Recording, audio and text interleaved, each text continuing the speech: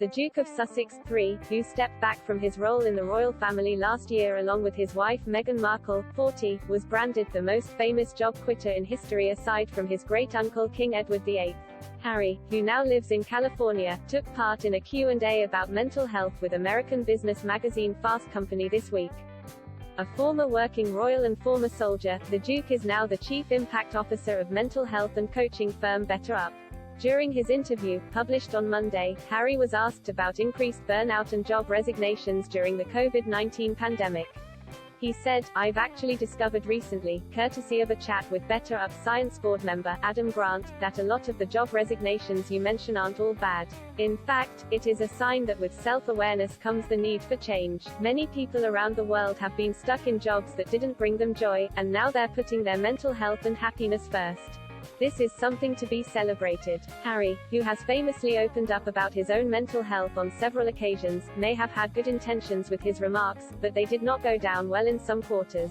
Journalist and editor at the New Zealand Herald, Daniela Elser, dubbed these comments his biggest blunder yet. In an opinion piece the following day, Ms. Elser claimed the comments made Harry look out of touch, pointing out that many people are not able to leave their jobs, even if they do not make them happy, because they do not have the same personal wealth as he does. She jibed, "It is this man, a man with a startling paucity of real-life experience, who is readily offering up career wisdom, something that makes about as much sense as asking Prince Andrew for dating advice or Prince Philip back in the day, for driving tips." She added, "What the joy of quitting brouhaha has done is strip away the veneer of his call me Harry, knockabout bloke public persona and reminded the world that he is a man who up until last year lived off his father's generosity and never had to pay an electricity bill in his life." The royal writer claimed Harry received millions of dollars from his father Prince Charles until the age of about 35. After Meghan and Harry announced last year that they intended to step back from their royal roles, much speculation was made over their finances.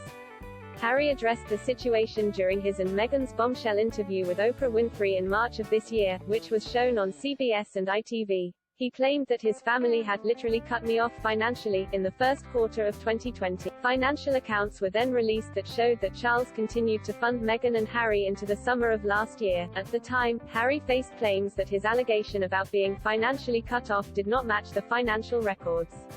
A spokesperson for Prince Charles and his wife Camilla's Clarence House addressed the apparent discrepancy between the two timelines. They said, "I wouldn't acknowledge that they are dramatically different. All I can tell you are the facts." Harry and Meghan's own spokesperson also attempted to clear up the matter, claiming that Harry had not been referring to the first quarter of the calendar year, but actually the financial year, which in the UK begins in April. They said, "You are conflating two different timelines and it's inaccurate to suggest that there's a contradiction."